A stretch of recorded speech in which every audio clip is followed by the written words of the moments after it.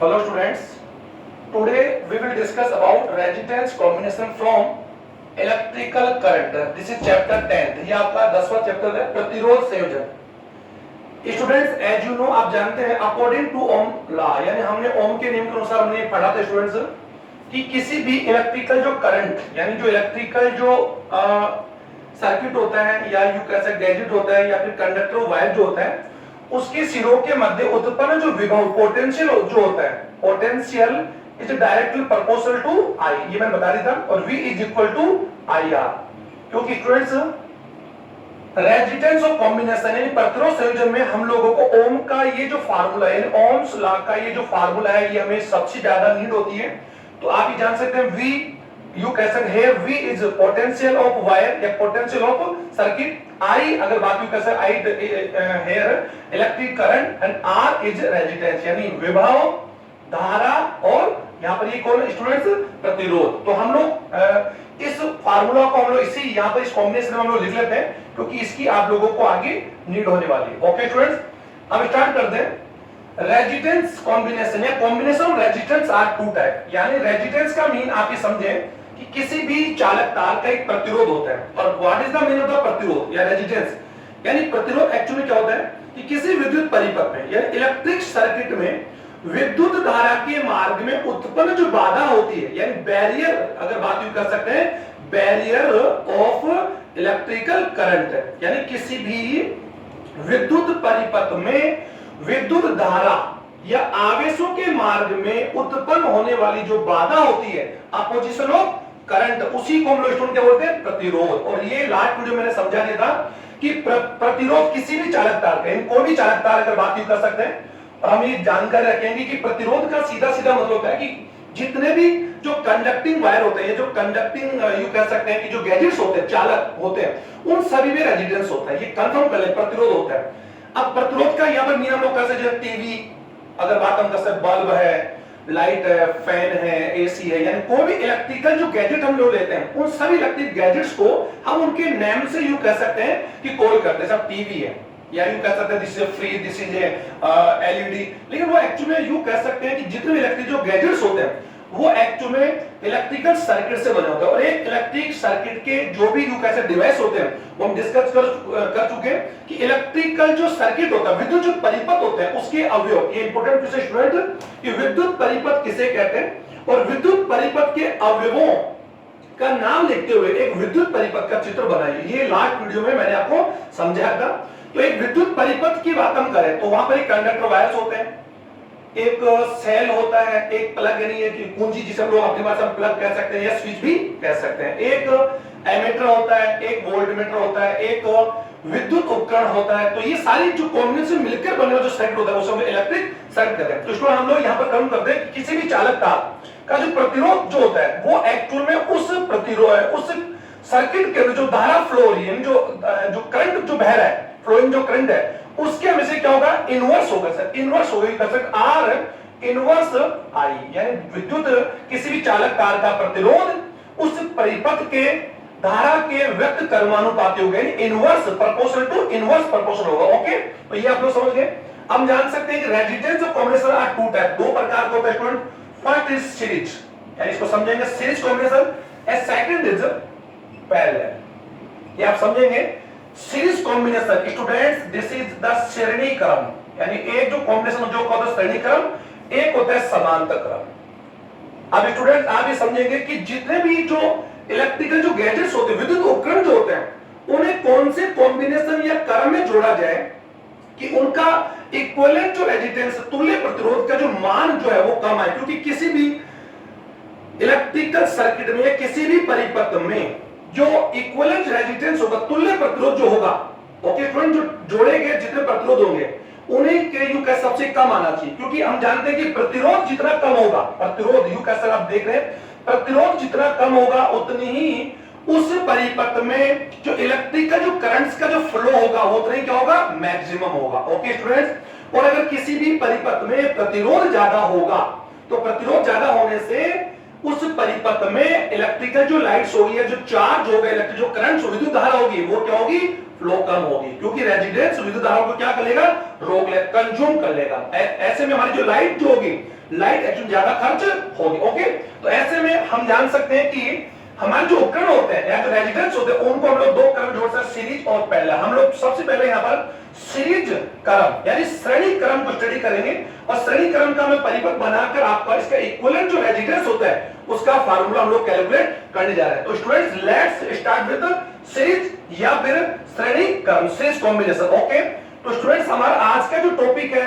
श्रेणी क्रम, तो आपको मैं बता दूं कि हम लोग यहाँ पर श्रेणी क्रम हम लोग पढ़ने जा रहे हैं, सीरीज कॉम्बिनेशन हम लोग पढ़ेंगे, series combination, series combination of residence. Okay student, residence. तो हम लोग इसके लिए क्या करें, मैं यहां पर एक सर्किट या यूं कह सकते हैं एक इलेक्ट्रिक सर्किट का डायग्राम बनाऊंगा। तो सबसे पहले हम स्टूडेंट यहां पर क्या कर रहे हैं कि हम लोग यहां पर यूं कह सकते हैं कि हम लोग 3 या 3 से ज्यादा यानी 3 एंड मोर देन 3 यूं कैसे रेजिडेंस ले सकते हो। मैंने बता दिया कि प्रत्येक चालक तार का या प्रत्येक जो चालक उपकरण होता है उसका रेजिडेंस होता है। तो यहां पर हम लोग जो रेजिडेंस मान रहे हैं R1 R2 R3 जो हम लोग कैलकुलेट करने जा रहे हैं, वो एक्चुअली में हम लोग मान सकते हैं कि ये 3 उपकरण हो सकते हैं। 3 जैसे बल्ब है, 3 यू कह सकते हैं एलईडी लाइट्स हो सकते हैं, तीनों पंख हो सकते हैं या एक बल्ब हो सकता है। तो इनका रेजिडेंस है और उनके मान पर इनके हम लोग इनके वैल्यू हम लोग नहीं मान रहे, इनका साइन हम ले रहे हैं। तो हमारे पास हम लोगों ने यू कह सकते हैं इट इज R1, सही हमारे पास यू का 3 हम लोग यू कह सकते हैं रेजिडेंस ले रहे हैं, R1 R2 and R3। These are 3 residence. Okay student, अभी तीनों रेजिडेंस का मतलब ये हो सकता है ये कोई उपकरण है, यानी ये बल्ब है, बल्ब 1 बल्ब 2 बल्ब 3 और इनका रेजिडेंस और इनकी कोई ना कोई वैल्यू हो सकता है। रेजिडेंस की वैल्यू R1 का मान 2 3 4 जो देगा, हमने यहां पर अलग अलग रेजिडेंस दिए। अब हो सकता है कि तीनों जो रेजिडेंस है इनकी वैल्यू इक्वल हो सकती है, और ये आप लोगों को फार्मूला आगे जो न्यूमेरिकल को हम सोल्व करेंगे इसमें आपकी बहुत ज्यादा हेल्प करेगा। तो सबसे पहले थोड़ा समझेंगे कि हमने यहां पर 3 रेजिडेंस यानी प्रतिरोध लिए हैं, यानी चालक तार लिए। Okay students, according R1 R2 and R3। अब हम लोग श्रेणी क्रम में क्या जोड़ते हैं, हम जानते हैं कि प्रति जो रेजिडेंस होता है एक्चुअली में कौन सा स्टूडेंट है, एक कौन है कंडक्टिव वायर है, और किसी भी वायर की चाहे वायर बड़ा हो छोटा हो, और आप जानते हैं कि किसी भी चालक तार का जो प्रतिरोध होता है उस चालक तार के लंबाई के proportional, direct proportional to length of conducting wire. ये मैंने आपको बता दिया था कि किसी चालक तार का प्रतिरोध 4 कारकों पर डिपेंड करता है। First, length of conducting wire, चालक तार की लंबाई। Second, cross section area of conducting wire, यानी अनुप्रस्थ काट का क्षेत्र, चालक तार की मोटाई कितनी है, थिकनेस कितनी है उसकी। Third, temperature. फोर्थ, मैटेरियल यानी नेचर ऑफ मैटेरियल, यानी वो चालक तार किस मैटर का या मैटेरियल का बना हुआ है, कॉपर है, एल्यूमिनियम है, सिल्वर है, हम लोग देखेंगे। ये मैं चारों बातों रह दी। तो ये कंफर्म है कि किसी चालक तार की लंबाई जितनी ज्यादा होगी उसमें प्रतिरोध ज्यादा होगा। तो चालक तार की लंबाई जितनी ज्यादा लेंगे तो प्रतिरोध ज्यादा होगा। तो चालक तार के एंड में जो एंड सिरे में जो यूं कैसे उपकरण को जुड़ा होगा तो वहां पर धारा जो होगी वो बहुत कम पहुंच पाएगी। इसीलिए हम जानते हैं कि उपकरणों को कौन से कम जोड़ा जाए। तो ये आप लोगों को इसका इजी से इजी हम लोग इसको प्रोसेस समझ रहे हैं। तो यहाँ पे 3 उपकरण हमने लिए। अब श्रेणी क्रम में क्या करते हैं इसमें, जो पहला चालक तार है, पहला जो वायर है, first wire, second wire, third wire, इनके हमारे रेजिडेंस है। इसमें इसका जो पहला जो वायर स्टूडेंट, इसको हम लोग क्या करेंगे, सर्किट से जोड़ेंगे। अभी मैं बता रहा हूं पूरे सर्किट के जितने भी गैजेट या डिवाइस हम लोग अभी करें, इसका दूसरा सिरा है, ये second edge, first edge, second edge, first edge, second edge, यानी पहला किनारा दूसरा। तो दूसरा पहले चालक तार, पहले प्रतिरोध के दूसरे सिरे को दूसरे चालक तार के पहले सिरे से कनेक्ट करते हैं। इसको स्टूडेंट आप समझेंगे, ये मैंने कनेक्ट कर दिया, ये कनेक्ट करता हूं, मैंने बताया ताकि आप समझ जाइए। यहां पर हमने कनेक्ट किया, ये एक जो साइन हमने लिया है, ये एक्चुअल क्या है, ये साइन क्या है कि यू कह सकते हैं इट पहले साइन हो, ये साइन किसको बता रहा है, यहां पर R1 R2 हम लोगों ने जोड़ा है।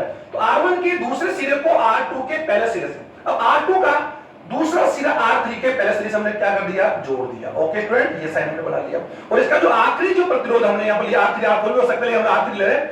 अब इसका जो आखिरी एज है, अब ये R1 R2 R3 एक यू कह सकते हैं एक पेयर, यानी आपके पास एक कॉम्बिनेशन हो गया, एक वायर बन गया। R1 R2 R3 को जोड़कर हमने एक वायर बना लिया।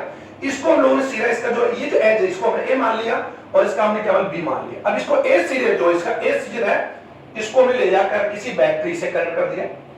बैटरी एनोड से, और इसको हमने जाके करंट कर दिया बैटरी के सी या बी से। Okay student, it is battery anode and cathode, और ये हमने यहां पर पूंजी हम लोग कनेक्ट कर रहे हैं पूंजी। ओके, जब इसको लाइट हम जानते किसी भी सर्किट, और हमेशा सर्किट क्या होता है क्लोज कंडक्टिंग, यू कैसे कंडक्टिंग पाथ होता है इलेक्ट्रिक साइकिल, बता इलेक्ट्रिक लाइट बता दी था। तो यहां पर इसको हम ऑन करेंगे तो ये इसमें इलेक्ट्रिसिटी जब ये धारा का फ्लो होगा तो यहां अब इसमें इस पूरे परिपथ में R1 R2 तक जा रहा है। अब जानते हैं R1 जो प्रतिरोध है श्रेणी क्रम में जितने भी पूरे परिपथ होंगे, जितने भी पूरे प्रतिरोध उन सभी में धारा की जो वैल्यू होगी, यानी इस पूरे हम लोग यहाँ पर कैलकुलेट करें, मैं समझा रहा हूं, यहाँ पर यू कह सकते हैं इलेक्ट्रिक जो बैटरी है इससे हमने जो लाइट ली है उस लाइट की वैल्यू क्या मानी स्टूडेंट आई, और ये क्या इस पूरे परिपथ की इक्विवेलेंट लाइट है, यानी कैसे टोटल लाइट। ओके आई, अब ये जो श्रेणी क्रम जितने भी उपकरण या प्रतिरोध में जुड़े उन सभी में जो धारा की वैल्यू क्या होगी स्टूडेंट, क्या होगी आई आई आई और आई। इसको आप समझेंगे श्रेणी क्रम में सबसे बड़ी चीज है कि जब हम लोग सीरीज कॉम्बिनेशन में वायर्स को या उपकरणों को जोड़ते हैं तो सभी उपकरणों में वायर, सभी उपकरणों की जो लाइट होगी यानी जो विद्युत धारा होगी उसका मान टोटल परिपथ की विद्युत धारा के बराबर होगा। तो यहाँ आई का मान है 2 एम्पीयर है, तो 2 एम्पीयर 2 एम्पीयर 2 एम्पीयर। ओके, तो ये समझ हमने इसकी वैल्यू बाद में रखेंगे, अभी तो समझ आई है तो आई है।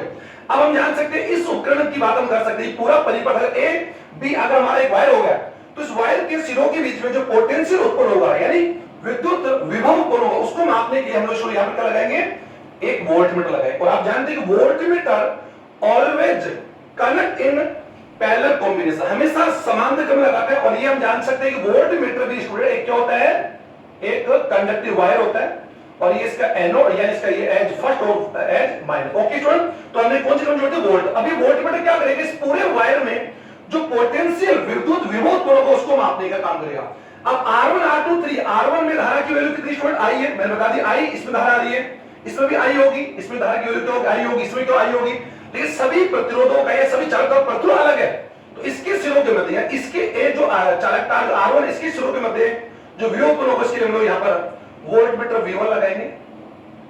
इसको कौन से क्रम लगा रहे हैं, वही आपको देख रहा होगा समांतर क्रम लगा रहे हैं। एक यहाँ पर जो उत्पन्न होगा उसको हम लोग V2 वोल्टमीटर लगाएंगे और यहाँ पर हम लोग V3 वोल्टमीटर लगा रहे हैं।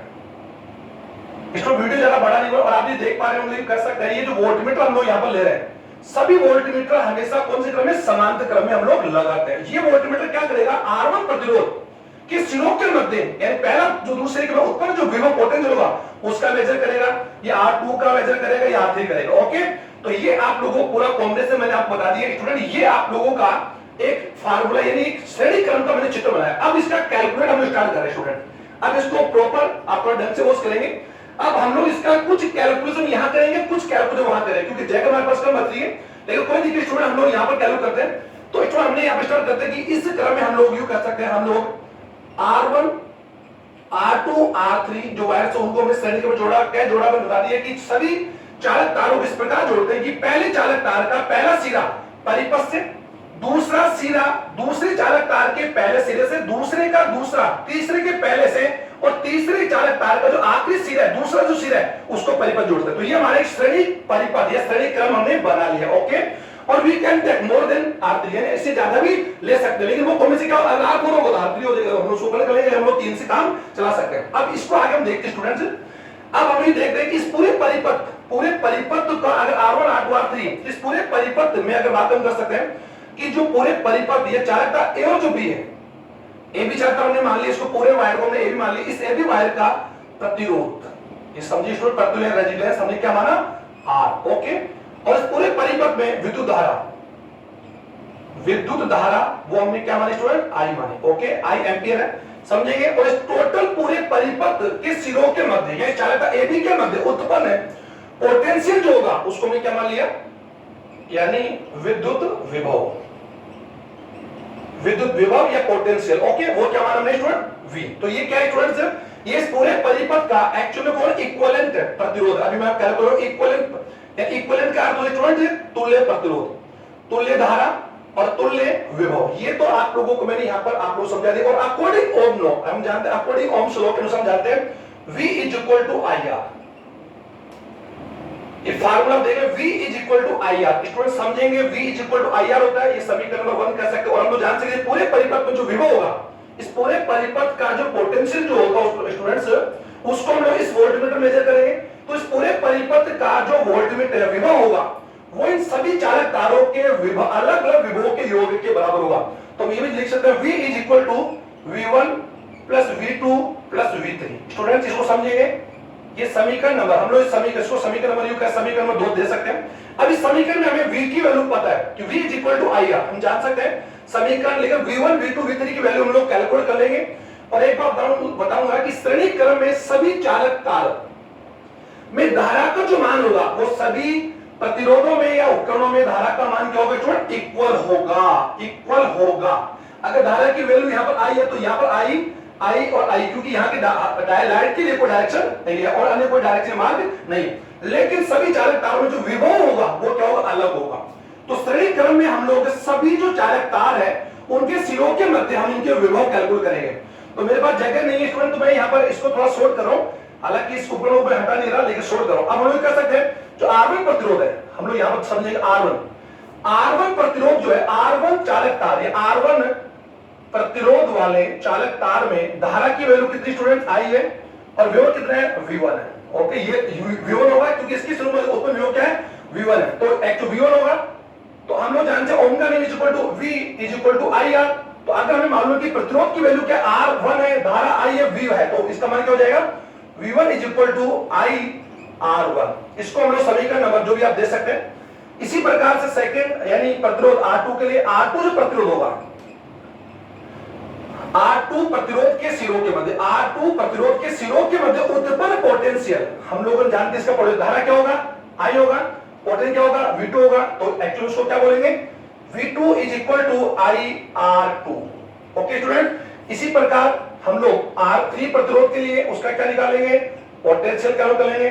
तो हम जानते हैं R1 R2 R3 इन सभी में इक्विवेलेंट किसकी वैल्यू है, लाइट, यानी करंट जो इलेक्ट्रिकल करंट्स की वैल्यू क्या है, इक्वल है। और यहां पर जो रेजिस्टेंस यानी प्रतिरोध अलग है तो V का मान भी क्या होगा, थोड़ा अलग होगा। ओके, तो यहां पर आप देख पा रहे हैं R3 के लिए क्या होगा, धारा की वैल्यू क्या होगी, I स्टूडेंट्स। और आप देख रहे हैं कि I वैल्यू पूरे परिपथ में जो टोटल हमने I ली थी वही धारा सभी प्रतिरोधों में धारा का मान होगा। अगर यहां पर एम्पीयर धारा का वैल्यू अगर मानते हैं 2 एम्पीयर है तो यहां पर धारा की वैल्यू क्या होगी students, 2 ampere 2 ampere 2 ampere. Okay, तो यहां पर आप समझेंगे R3 प्रतिरोध में धारा यानी द्वारा I विद्युत विभव V3 अगर है, बस इस प्रकार हम लोग क्या कर सकते हैं, V3 is equal to IR3। Okay, इन तीनों को हम लोग समीकरण नंबर 3 कह सकते हैं। ओके, हम लोग तीनों को समीकरण 3 मान सकते हैं या फिर समीकरण आप लोग उसको इक्वेशन 1 मान सकते हैं।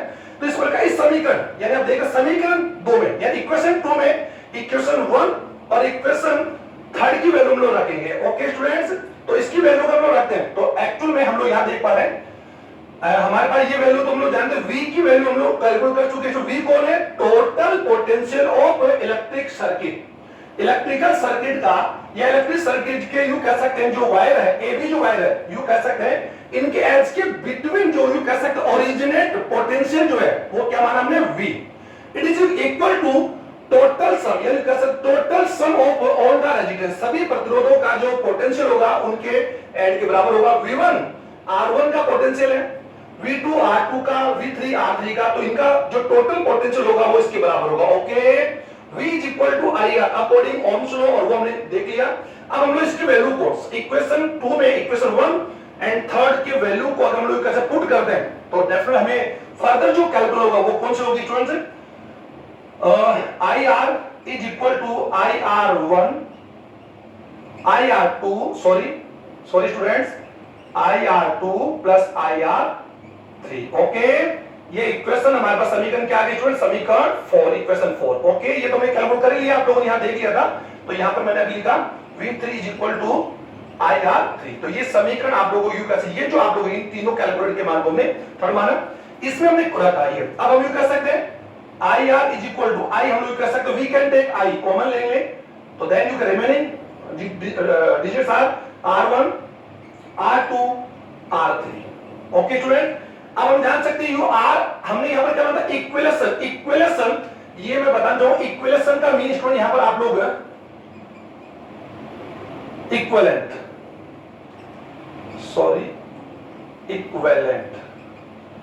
इक्विवेलेंट रेजिस्टेंस यानी तुल्य प्रतिरोध। और तुल्य प्रतिरोध का मीन क्या होता है स्टूडेंट्स, टोटल टोटल जो रेजिस्टेंस है वो हमारा, तो हमें इसकी वैल्यू निकालनी है। तो आई से आई को कैंसिल कर सकते, या फिर क्या कर सकते, आई को इसमें डिवाइड कर देंगे, तो आप समझ होंगे आई का इसमें डिवाइड कर दें तो आई यहां पर आ जाएगा, I cancel out by I, तो हमारे पास वैल्यू क्या हो जाएगी, r is equal to r1 plus r2 plus r3।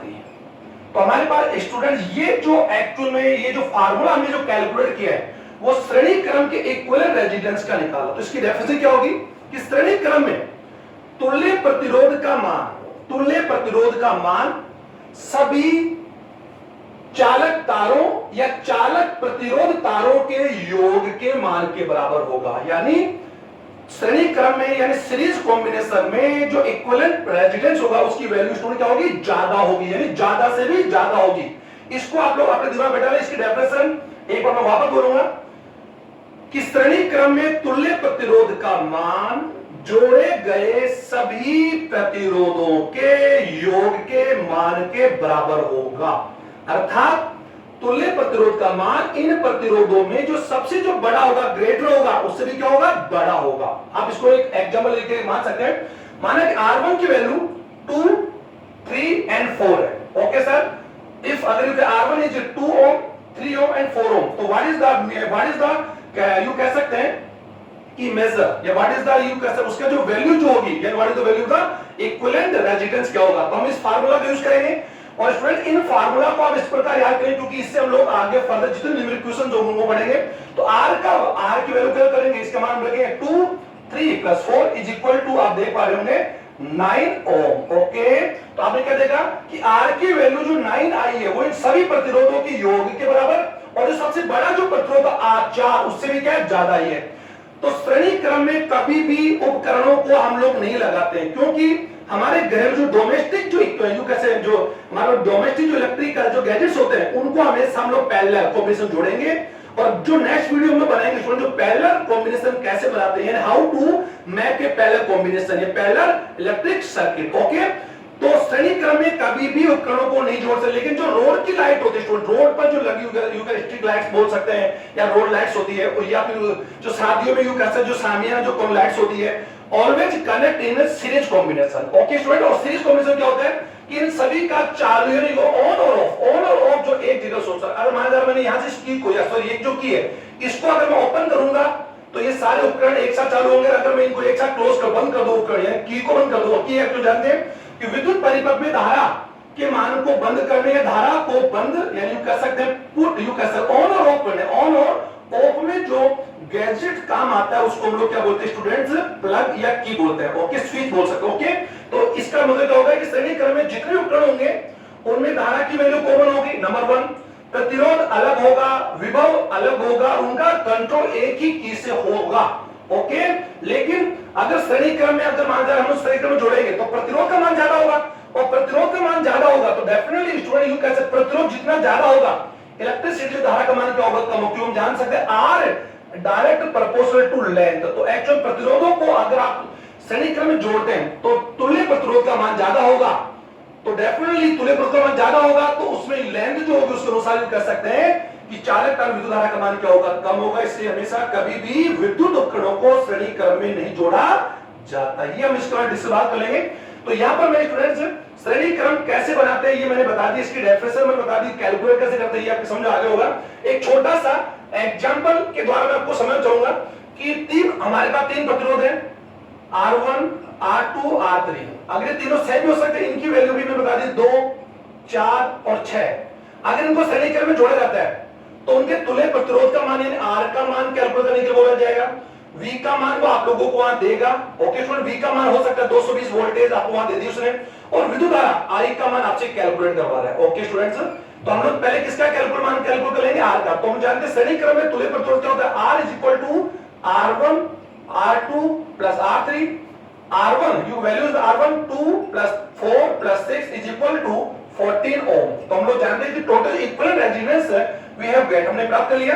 अब हम लोग जानते हैं कि हमें यहाँ पर I की वैल्यू हमें कैलकुलेट करनी है। तो हम जानते हैं V is equal to I R. Students, V की वैल्यू हमारे पास है R, हमारे पास है I is equal to V upon R। तो V की वैल्यू 220 अपॉन 12। तो इसको हम कैलकुलेट करके जो मान निकाले वो किसकी वैल्यू हो जाएगी स्टूडेंट्स, एम्पीयर का जाएगी। तो इस प्रकार हम लोग किसी चालक तार इस प्रकार उपकरण हमारे पास आएंगे, हम उनके पोटेंशियल को उनके रेजिडेंस को और उनकी धारा को कैलकुलेट कर सकते हैं। ये आप लोगों को समझ में आगे होगा। और वैसे हम ध्यान सकते हैं कि धारा की जो वैल्यू आएगी वो किस में जाएगी स्टूडेंट, R1 में भी हो जाएगी, R2 में भी हो जाएगी, R3 में भी हो जाएगी, और टोटल जो परिपथ में जो I की वैल्यू होगी वो भी उसी के इक्वल आएगी। तो स्टूडेंट्स इसको आप लोग अपने नोटबुक में फेर करके श्रेणी क्रम को बनाते हुए उसका नामक चित्र बनाएंगे और इसको श्रेणी क्रम का जो इक्विवेलेंट रेजिडेंस है उसके फॉर्मूलों को कैलकुलेट करेंगे। Okay student, thank you very much. और इस वीडियो को ज्यादा से ज्यादा लाइक करें, शेयर करें और सब्सक्राइब जरूर करें।